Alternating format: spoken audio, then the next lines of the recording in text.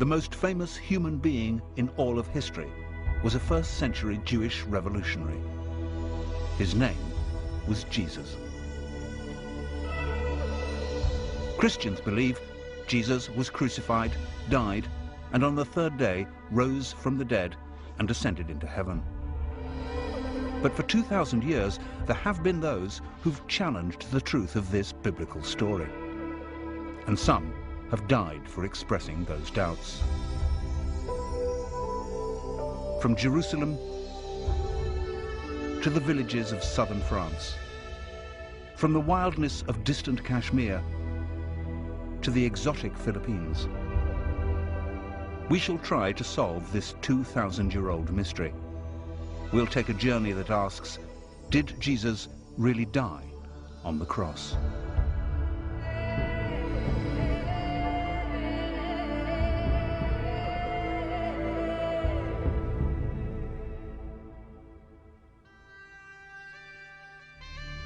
The story of Christianity features not only the most famous name in history, but also the most famous event in history, the crucifixion. For some, or even many true believers, the fact that Jesus was crucified, died, rose again, and ascended into heaven can be literal truth. But throughout history, there have always been those, sometimes Christians, who've asked awkward questions. Would a man die after only 6 hours on the cross?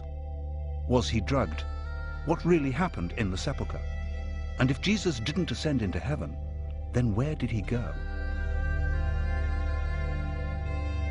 For many Christians, these questions risk undermining the whole basis of Christianity and are extremely controversial. The most crucial part of the story, which all Christians are expected to believe, is the idea that Jesus rose from the dead. The resurrection. The resurrection is actually the primary story at the heart of Christianity, without which you wouldn't have a movement. You could have Christianity without the virgin birth. However, none of them tells it without a resurrection story. Despite the best efforts of the Church, the resurrection of Jesus and his later ascension into heaven have, for 2,000 years, been fertile ground for heresy.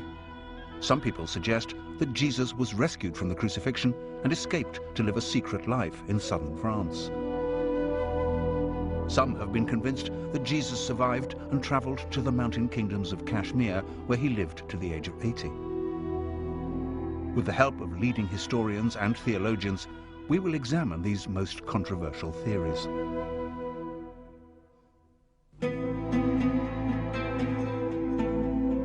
To understand what happened to Jesus after the crucifixion, we need first to look at the facts of his life. But what is historical fact? What is the evidence? Almost all we currently think we know about Jesus comes from the four Gospels: Matthew, Mark, Luke, and John.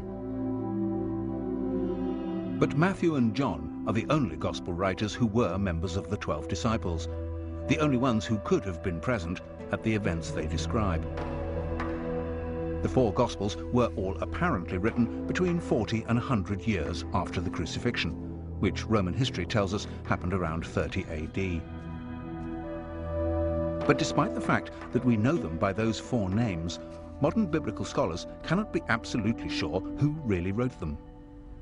Originally, all these Gospels circulated anonymously. There were no names attached to them until almost 200. And the Christian theologian who came up with the idea of having a New Testament was roundly condemned as a heretic. Whoever did really write the four Gospels, the description of Jesus' death in all of them is brutal.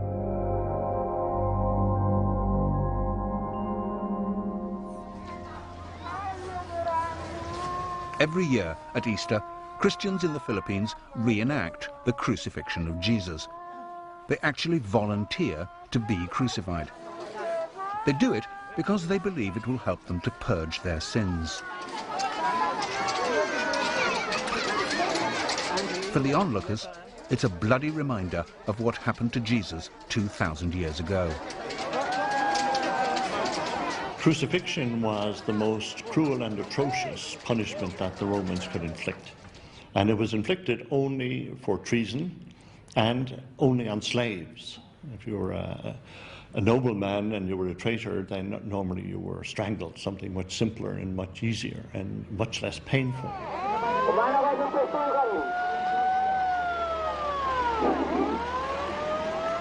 After condemnation, the cross beam, was strapped to the shoulders of the criminal, and he paraded through the streets with his arms stretched out. At the place of execution, then, nails were hammered into the hands and the feet. In the Philippines, they do use real nails. They do experience the real pain that Jesus felt.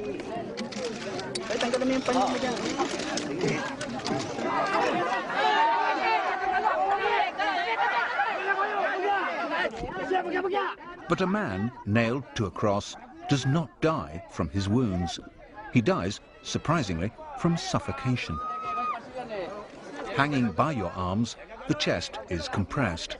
It's hard to breathe without supporting your weight with your legs.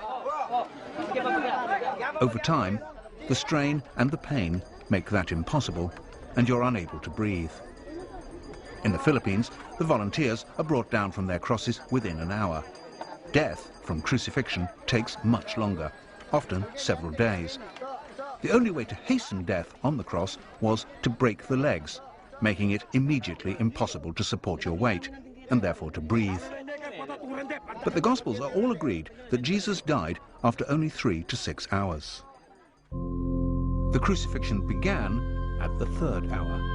And it was the 3rd hour, and they crucified him. Some claim that the Gospel according to Luke has the shortest crucifixion. It was about the 6th hour, and when Jesus had cried with a loud voice, he gave up the ghost. Matthew and Mark have Jesus surviving a little longer. And about the 9th hour, Jesus cried out. The disciples wanted to take Jesus' body down from the cross immediately, but the Roman governor, Pontius Pilate, wasn't convinced that he was dead. And Pilate marveled if he were already dead. Pilate was reassured by the centurion, but this was the same centurion who had earlier said, "Truly, this man was the Son of God." Jesus' body was then laid in a tomb, donated by a rich man, Joseph of Arimathea. This Joseph and a man called Nicodemus came to minister to the body. They came to Jesus by night and brought a mixture of myrrh and aloes, about 100 pounds weight. These accounts, when viewed as an historical rather than a sacred record, may raise questions. Why did Jesus die so quickly? Why did Joseph and Nicodemus take so many herbs into the tomb? So it's perhaps not surprising that some people have even dared to ask whether Pilate was right to have his doubts, whether Jesus really did die on the cross.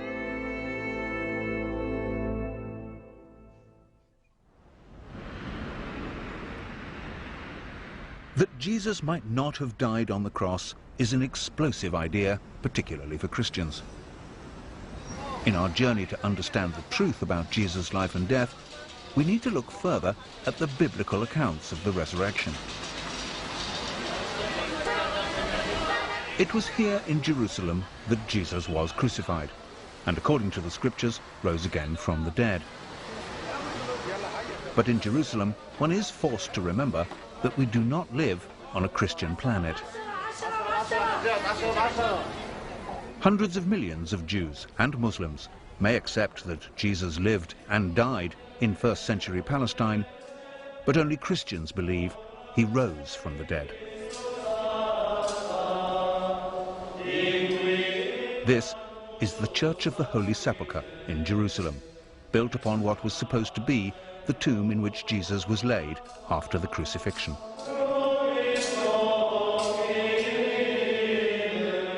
This, according to devout Christians, is the exact site of the resurrection. And if anything can be described as the cornerstone of the Christian faith, it is the resurrection. The resurrection of Jesus, as far as all the Christian churches are concerned, is absolutely fundamental to the faith. There's no question, in my mind, that it's ever going to be changed. The resurrection may be fundamental to the faith, but in our examination of what really happened, it's hard to find solid historical evidence. The four Gospels all tell different stories. When we read the resurrection narratives, it's like reading four different reports of the same football game in four rather different newspapers. And the fact that actually there may be some disagreement about whether it was a foul or not doesn't mean that there wasn't a game and that somebody didn't win it and so on. If one of them says there were two angels and another one says there was one angel, if one of them says Mary Magdalene was there all by herself and somebody else says Mary Magdalene was there with one or two other women, then these are the sorts of variations that you expect to get, like the different newspaper reports of the football match. And they're not something that should worry you to the point of saying, therefore nothing happened. That would be quite a false conclusion. But in the earliest versions of the earliest Gospel, Mark, there are no resurrection appearances at all. The Gospel simply ends with the discovery of an empty tomb. The last verses of Mark, which do contain resurrection stories, were added 200 years later. None of the Gospel stories is CNN in Jerusalem in the year 30. The Gospels are written in the form of historical biography, so many people have assumed that they are exactly that. But that's not actually what they are. They're written to demonstrate to people the importance and the meaning of Jesus and his teaching. That was what they're for, and they do that very well. But they're not primarily interested in what actually happened back there. Matthew and Luke do have resurrection appearances, but they don't agree about the details. In Matthew, Jesus meets the women near the tomb and then meets his disciples just one time, and that is on a mountain in Galilee. In Luke, Jesus meets two unnamed disciples who do not recognize him, and then with the 11 remaining disciples before leaving them in a village outside Jerusalem. The last Gospel, John, has many different resurrection stories. For many modern scholars, these variations suggest that the stories were not written to tell of a miraculous event, but with an entirely different and political motive. For it was the supposed witnesses of the resurrection who became the leaders of the early church. Even to this day, the Pope claims his authority in a direct, unbroken line of ordination from Peter, the first disciple said to have seen the risen Christ. Some scholars go so far as to suggest that the story of the resurrection was also created as an extraordinary psychological tool to bring in new converts. If it hadn't been for the resurrection of Jesus and his rising from the dead, victorious from the dead, we wouldn't be celebrating Christmas. It's a bit like when you go into the army. The first thing we want is to take over your body. So symbolically, let's say we're going to shave all your hair. As long as you give in on this, we got you. We got your body, which is what we want. In one sense, sometimes the churches, some churches at least, do the same. We're going to tell you something unbelievable that you got to believe. When they could just relax. If you believe it, then you will believe that they alone control heaven, that without them you cannot get into heaven, and then they've got you. You've left your brains in the parking lot. That's a statement that may be offensive to many Christians. It would certainly be offensive to the worshippers at the Toronto Airport Church, who take their belief in the literal truth of the resurrection of Jesus very seriously indeed.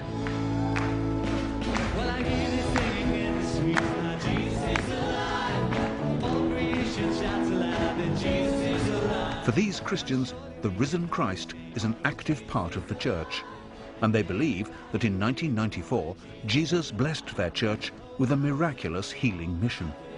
For 1 minute, in the spirit for 1 minute. Since then, thousands of churches around the world have claimed to be touched by what became known as the Toronto Blessing. Glory is coming into the room. Hey, glory is coming. and in Toronto, in a splendid new church built by contributions from the faithful, the congregation continue to celebrate their belief in the resurrected Christ. Well, be blessed. Here, on an almost weekly basis, they claim that their faith has the power to miraculously heal. So God's going to heal you right now? There it goes, and the neck is healed in Jesus' name. Don't you like it? I like it. Bless you, brother. Today, it seems to me that there are many people who will strongly defend the literal truth of the resurrection. Many others who are Christians or not Christians believe that perhaps, you know, those who die may be alive in some way, that Jesus who died might be in some sense alive, whatever one means by that. And there are many others who take it as an image of hope, because after all, talking about the resurrection of Jesus has a great deal to do with what we think about life after death, or for that matter, our own prospects. The problem for the church in the 21st century, in a technological and secular age, is that some people find it hard to believe in the literal truth of the miracles, let alone the miracle of the resurrection. Since the 18th century, we've lived in a climate where people have distinguished between faith and belief. So the whole effect of science on religion really has been to throw religion back, to prove what we can believe in. But week in and week out, congregations gather in Christian churches and recite together an ancient creed, from the Latin word credo, meaning I believe. We believe in one God, the Father, the Almighty. We believe in one God, the Father, the Almighty. For our sake, he was crucified under Pontius Pilate. At the climax of the creed, all Christians affirm their belief in the resurrection. On the third day, he rose again, in accordance with the Scriptures. He ascended into heaven and is seated at the right hand of the Father. He will come again in glory to judge the living and the dead. But whatever is said in church, many Christian theologians no longer consider the resurrection to be an historical fact. And this has not just been a problem of the 21st century. 1,000 years ago, a group of devout Christians in southern France also held unorthodox, heretical views. In the 11th and 12th centuries, the Cathars, a deeply religious group, believed that all material things were the work of the devil. They saw Jesus as an angel, who certainly could not have been physically crucified, and certainly would not have been resurrected as a physical body. It was actually in response to the Cathar heresy that the Church created the Inquisition. In 1244, the last 200 of the Cathars were rounded up and burned at the stake as heretics. The Church has always reacted strongly against anyone who doubted the truth of the resurrection, because that doubt insinuates that the very literal and physical gospel descriptions of the death and resurrection of Jesus are fabrications. But there is one story, also set in France at about the same time as the Cathars, which suggests that another Christian group made a discovery which really might reveal that the resurrection story was not true. In the 13th century, this whole area was a stronghold of the Knights Templar, a strict religious and military order of warrior monks. Local historian Thierry Lecon has spent the last 12 years uncovering the history of the Knights Templar in this region. The Templars came to this region. There are traces of them all over the countryside. Down there at the bottom, near Château de Blanchefont, there are ruins of an old Templar command post.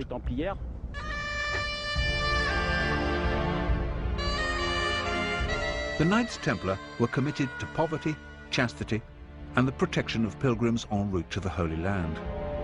But their main purpose was to keep Jerusalem and the holy sites of Christianity free from the forces of Islam.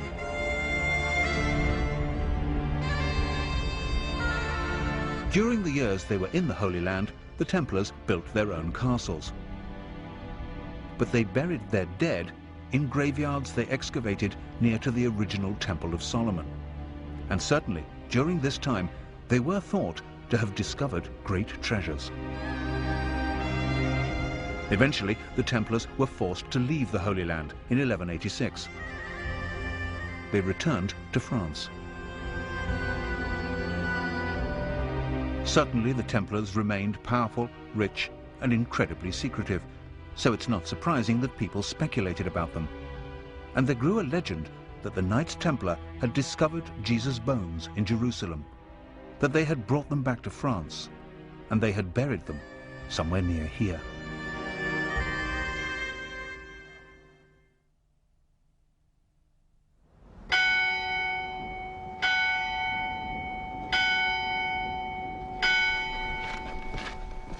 The legend that 1,000 years ago the Templars might have found an ossuary box containing Jesus' bones has led modern scholars to a small church in the village of Rennes-le-Château.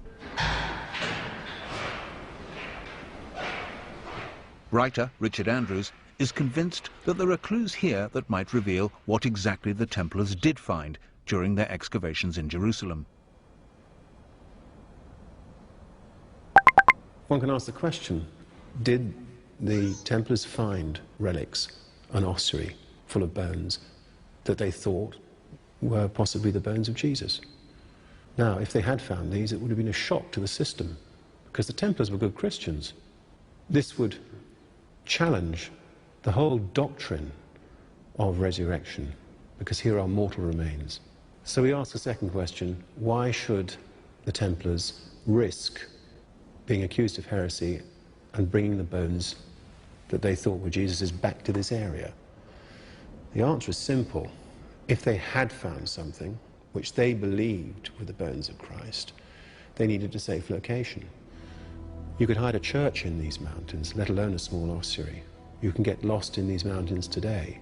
Imagine what it was like 1,000 years ago. In the late 19th century, the local priest here, called Bérenger Saunier, claimed to have found ancient documents. And whatever they were, he certainly became very rich afterwards. Richard Andrews has found clues among these parchments, using elaborate geometry and transferring symbols from ancient paintings onto equally ancient maps, all in the hope of finding a Templar treasure trove. The clues that we found point to a map in the form of a hexagram, which is also known as the Seal of Solomon, but it is the Star of David. This map points to a specific site. Now we know that the priest, Bérenger Saunier, became fabulously wealthy, but we are sure that he didn't actually find what he was looking for.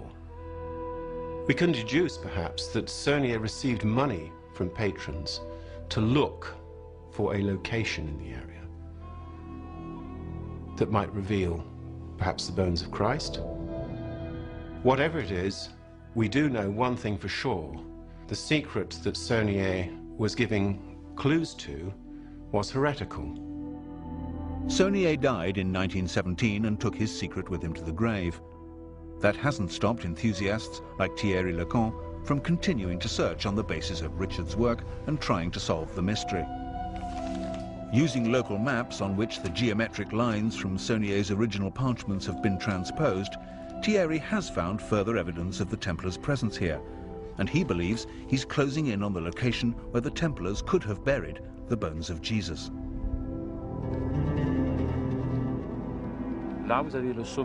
There you have the summit of Mount Cardu, and there are two cedars there, about 10 meters distance between them. They form an alignment, traversing the valley of Rennes-le-Rhin, arriving at the Plateau de Bruyères, where there's a rock with a cross. I lined up the compass. I took a long time and I made a lot of mistakes, but I was convinced I'd find something, a cedar or another cross. And then I found a cross.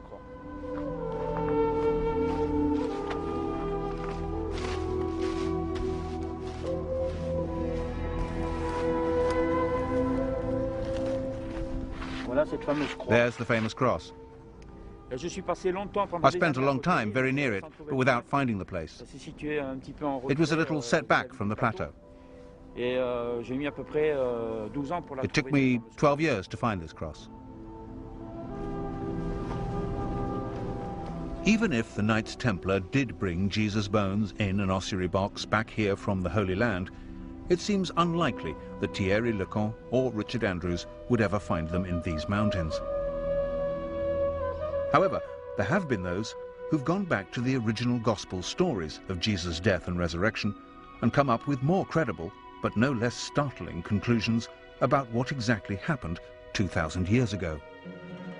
You read the story of the empty tomb, and on Friday someone is killed, and on Sunday they're gone from the tomb, and you ask the question, what might have happened?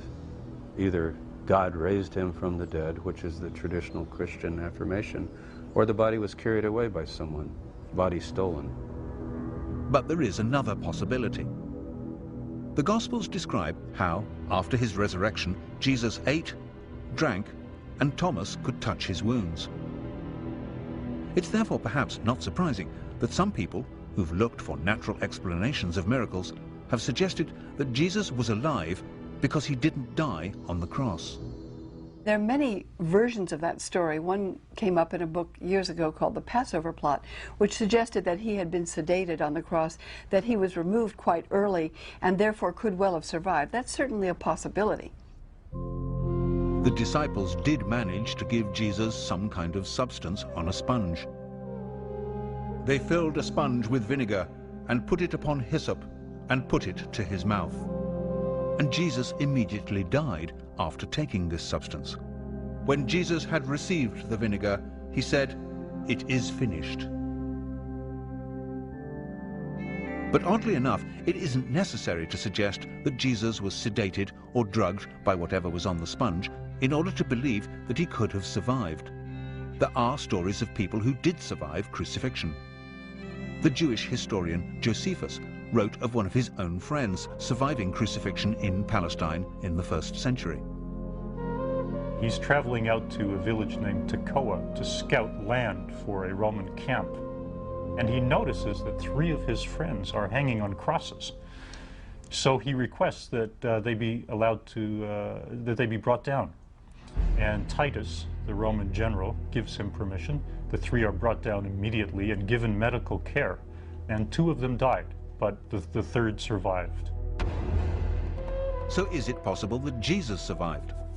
Certainly his crucifixion was speedily executed, perhaps too speedily. When you look at the story of Jesus and how he was executed by the Romans, he's on the cross for 6 hours. The assumption is that he's dead. The Roman soldiers check the body. There were 2 others crucified according to the gospel accounts, and they broke the legs of those to hasten their death because the Sabbath day was coming. When they came to Jesus, they said he's already dead. Presumably, his body's motionless, he's quit breathing. They then prepare the body and put him in a tomb, and presumably it's sealed up, and he's dead for all practical purposes. The question, though, is he clinically dead? The question of clinical death is certainly raised by the fact that the herbs which Joseph of Arimathea took into the tomb with the body of Jesus were aloes. These are healing, not embalming herbs. We do have stories, both from the modern world and from the ancient world, where people appear to be dead, and for all practical purposes they are dead. That is, they're not responding to the outside world, but then they do, in fact, revive or come back. We call it resuscitation, but if you want to press the language, that would be resurrection.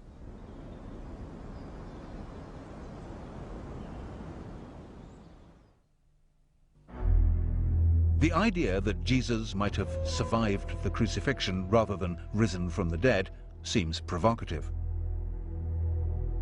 But all the Gospels are quite clear that the disciples saw Jesus as if he were alive.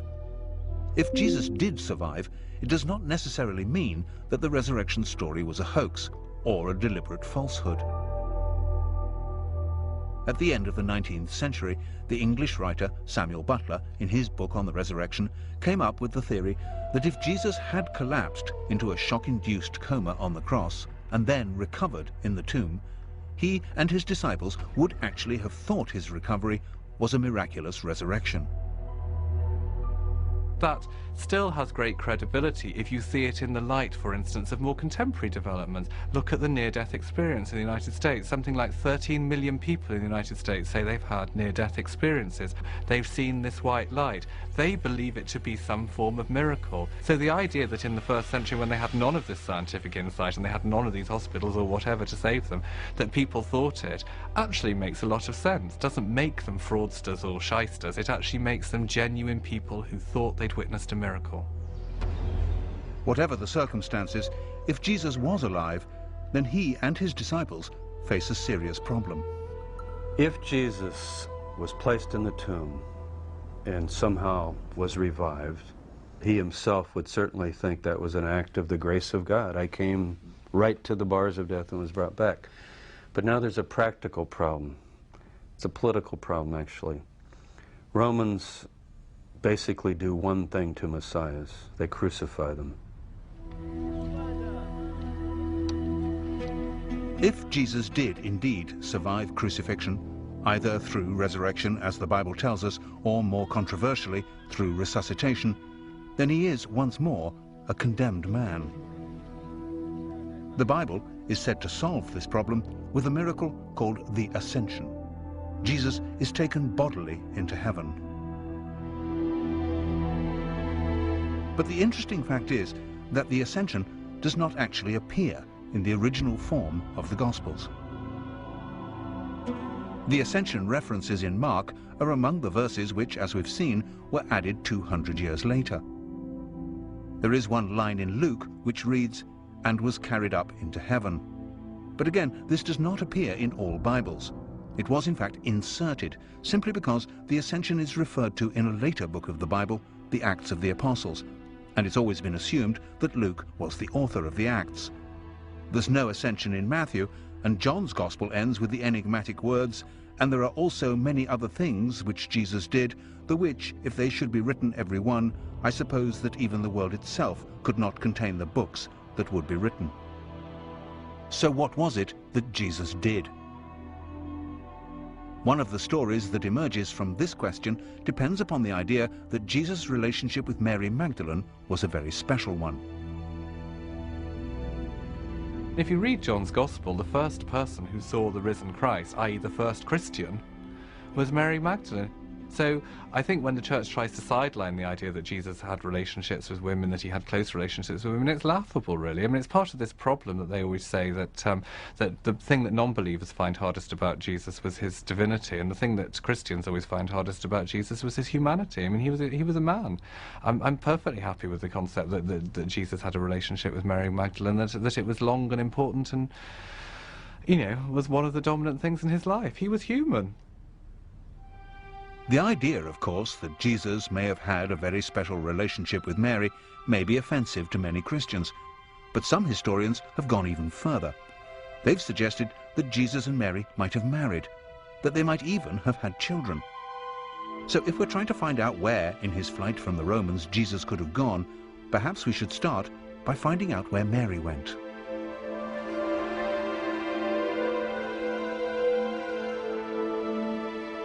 There is a tradition that some years after the crucifixion, Mary Magdalene came to the Camargue region of the south of France. Here she lived and died, and the Basilica Sainte-Marie-Madeleine is a shrine to her memory. This was the center of what became known as the cult of the Magdalene. The cult of the Magdalene was very powerful in France up until the Middle Ages. The faithful wanted to believe in a mother figure, and the church were very anxious that they should not believe in Mary Magdalene as having been a mother figure for obvious reasons, which were that she might have been the spouse of Christ, that she might have had his child, that she might have produced a bloodline. The local legend describes how Mary Magdalene came here with her brother Lazarus and her sister Martha and a few companions. If the relationship between Jesus and Mary was as close as some sources suggest, perhaps one of those companions, traveling incognito for fear of arrest by the Romans, was Jesus himself. Jesus could have taken ship at Caesarea or one of the smaller ports up the Syrian coast, and he could have left for another life. And he could well have arrived, as a lot of people believe, in this part of France and begun a new life. He could even have brought his family with him. So these stories could have a historical foundation. After her death, Mary Magdalene's relics were placed in a sarcophagus and then hidden. It was not until 1279 that they were rediscovered, and this basilica was built for their safekeeping. Sealed within the crypt, in the center of the church, is what is claimed to be the skull of Mary Magdalene.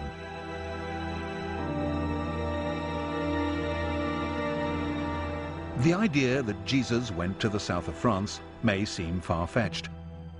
After all, if any of the stories were true, it's hard to believe that the original writers of the Gospels could have completely eradicated all of the evidence. If the faithful knew that Jesus was in fact still alive, surely they would have shared that knowledge. And surely they must have hoped that at some time in the future it would have been safe for Jesus to return. And evidence for that hope should be somewhere in the original text. The disciples were expecting Jesus to return. They were expecting what has become known as the second coming. And this was not necessarily going to be a miraculous return. Jesus definitely went away. Whatever view of resurrection you take, resuscitation or divine miracle, in the traditional sense of belief in resurrection, he goes away. He says, I'm going away. The disciples say, can we come? He says, no. And he says, I'm going to come again. Now, what's interesting about that is normally, if someone says they're going away and they're going to come back, and you're sort of looking at your watch or your calendar wondering, okay, he said he went away, he's going to come back, you would take it in that everyday sense.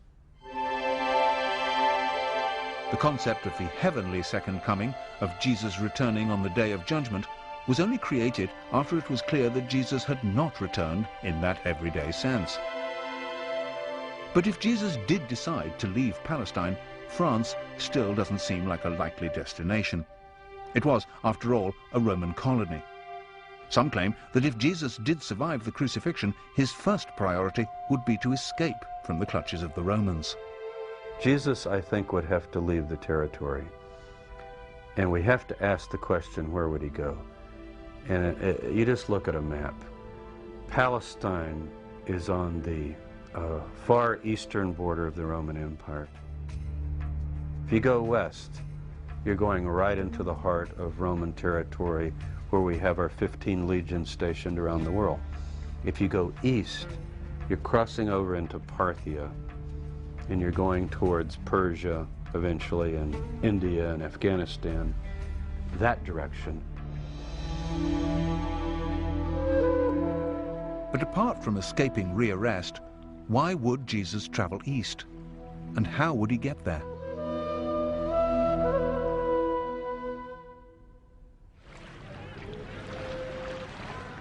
If Jesus did want to travel east, away from the Roman Empire, the journey from Israel was surprisingly easy by land or by sea, on the Silk Route or the Spice Route. It's an accepted fact, for instance, that the disciple Thomas traveled to India and founded a Christian church there. The great tradition of the Indian church is that it was founded by Thomas the Apostle. To travel to India would be no problem. He just had to go down to Gaza and link up with one of the spice trains returning, and then from Yemen get a boat to India. It would have been a very simple, easy procedure that was done regularly. And there's another reason why Jesus might have been tempted to go east. But to understand that, we have to go back to the year of his birth. We all recognize the story in Matthew's Gospel of the 3 wise men from the east who followed a star and presented themselves and their gifts to the baby Jesus. What we perhaps don't recognize immediately is the similarity between this story and the traditions of a religion that is 500 years older than Christianity: Buddhism.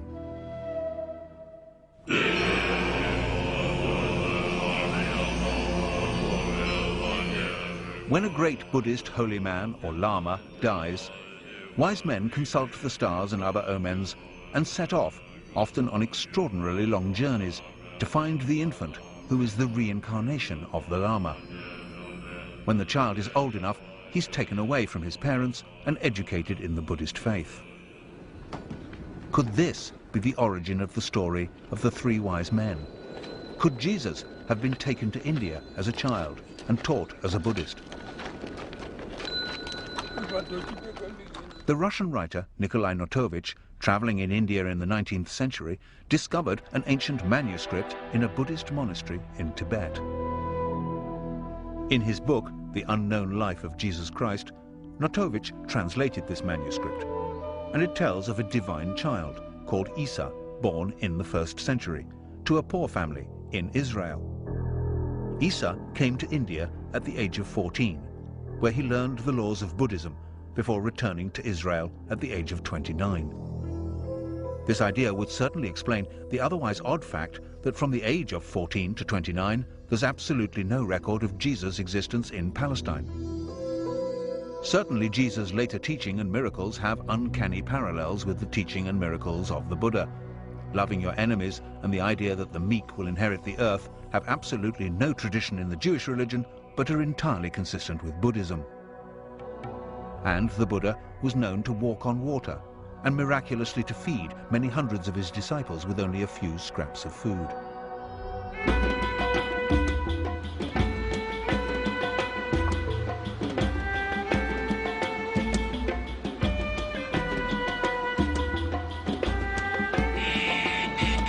But if Jesus traveled or returned to the East, surely there would be legends like those in the south of France to support the idea. And of course there are such traditions. The people here in Kashmir call their tribe Ben-e-Israel and claim to be descendants of the lost tribes. And here there are stories that the 1st century preacher, Isa, known locally as Yusasaf, meaning leader of the healed, returned to Kashmir in his 30s.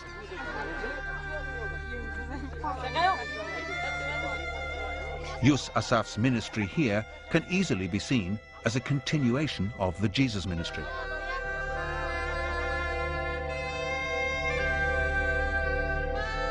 And in a local temple called the Temple of Solomon, there used to be an inscription which told of Yusasaf's claim around the year 50 AD to be Jesus, the prophet from Israel.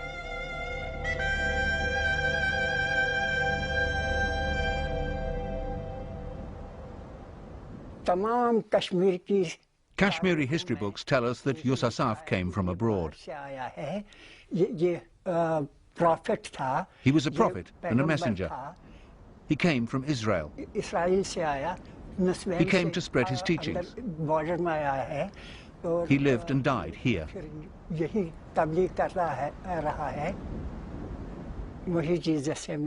He is Jesus.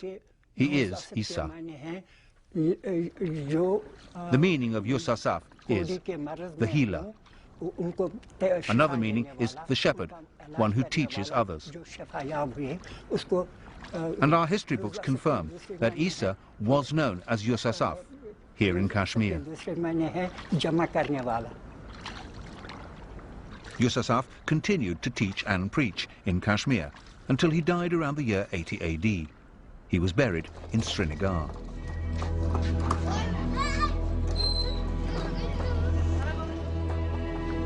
And this, they say, is Yusasaf's tomb. The first building erected around this site was built in 112 AD. In fact, it's now a shared gravesite. In the 15th century, the Islamic holy man Syed Nazir ud-Din was also buried here. Although both gravestones under the cloth point north-south in the Islamic tradition, the body of Yusasaf is buried beneath in a grave dug east-west in the Jewish tradition.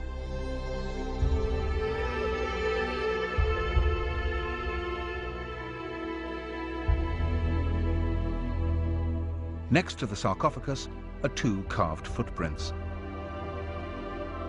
The marks on these are said to be the symbolic representations of the scars of crucifixion. The footprints were carved as a sign. The scars are clearly visible, received when he was nailed to the cross. They show that this is the same person who came from Israel and that he lived and died here. You won't find any footprints like these anywhere else in Kashmir. We don't have that tradition. The position of the scars, just behind the toes, do not match each other, but they would align if a single nail was driven through both feet, with the left foot placed over the right.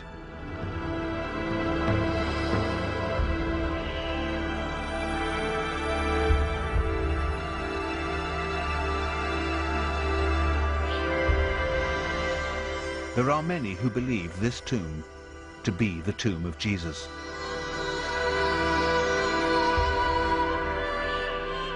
If this is the tomb of Jesus, then he spent most of his life in the mountain kingdom of Kashmir.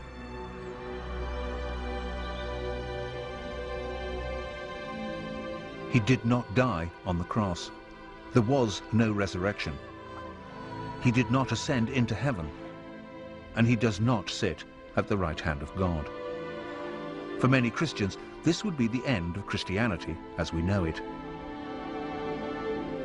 But for some, the original story would still have a poetic power. For me, the resurrection is about death. The two things that will happen to us all in our life is that we'll be born and that we'll die. They're the two things we know nothing about. And we have this great void before and we have this great void afterwards.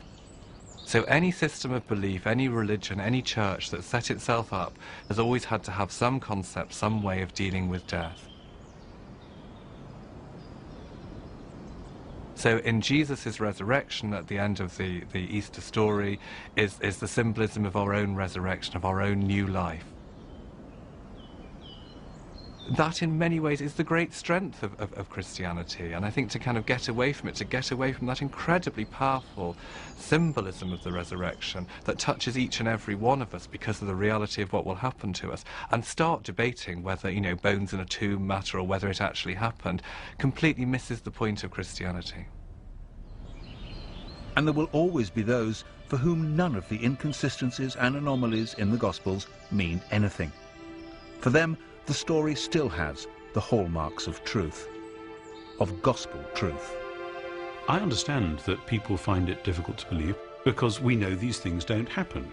If you think that you've just seen somebody who was dead, now alive again, you say, well, take 2 aspirins and lie down and it'll go away. And the thing was, it didn't go away. And what we have in the Gospels is not stories of people saying, well, of course, here he is, he's alive again. We have stories of people saying, what do you mean? Don't be silly, that can't happen. They knew as well as we do. And yet, right in the heart of it all, they come back and say, it really has happened, it's completely blown us away, it's changed our worldview, and it's gone on changing people's worldviews ever since.